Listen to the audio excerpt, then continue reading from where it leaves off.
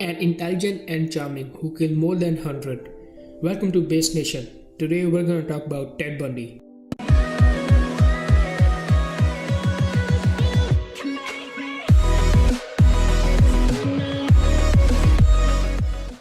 1. Ted Bundy's father was his grandfather. Ted Bundy growing up living a lie. Ted Bundy's mother, Louise Cowell, was single when she gave birth to him in 1940. Ted Bundy's grandparents took their daughter in and telling young Ted that grandparents were his parents and his mother was his sister. Number 2. Child rescue. Ted Bundy showed he had a human side in 1970 when a 3-year-old boy who had wandered away from his parents fell into Seattle's Green Lake.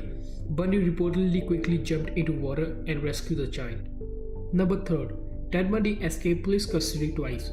Few people know that Bundy was able to escape police custody twice. In his first escape, Bundy was allowed to roam around the court library. While in library, he jumped from the second-story window. In his second escape, he escaped from the cell's ceiling, exiting a hole he had slowly been sawing for a week. He lost 35 pounds to go through the ceiling. Then he stole chef jailer's clothes and calmly walked out of the prison unnoticed. It is heartbreaking to think that so many lives would have been saved if Bundy had been kept behind the bars. Number 4. Bundy worked for Suicide Hotline. In early 1970s, Bundy worked for Suicide Hotline in Seattle. His co-workers, including Arthur and Roll, remember him as a skilled volunteer who helped ease trouble callers and saved lives. Number 5. Ted Bundy's wife and daughter. In February 1980, Ted Bundy married Carol Ann Bond, a mother of two whom he had dated before his initial arrest in Florida courtroom during the penalty phase of his trial. Ted Bundy's trial. Ted Bundy's charm and intelligence made him something of a celebrity during his trial.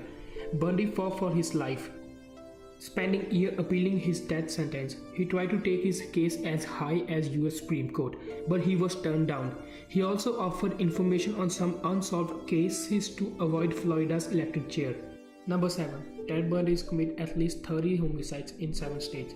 After slaying his victims, Bundy would often dump their bodies in certain locations of woods. He would revisit them, sometimes to shampoo their hair and sometimes to make up their faces. Bundy would also keep the severed heads in his apartment as a trophy.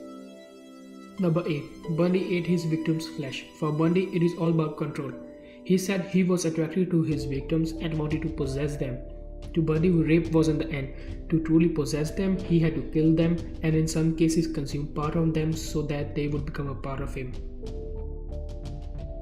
Number 9. Ted Bundy tried to manipulate his victim's family into saving him from the electric chair. Ted Bundy actually tried to convince the family of his victim to faxing letter to the Florida governor Bob Martin. Number 10. Ted Bundy write Christmas cards. Ted Bundy write Christmas cards 1 month and 4 days before his execution by electric chair. 2 cards signed by Bundy went for sale $4,999.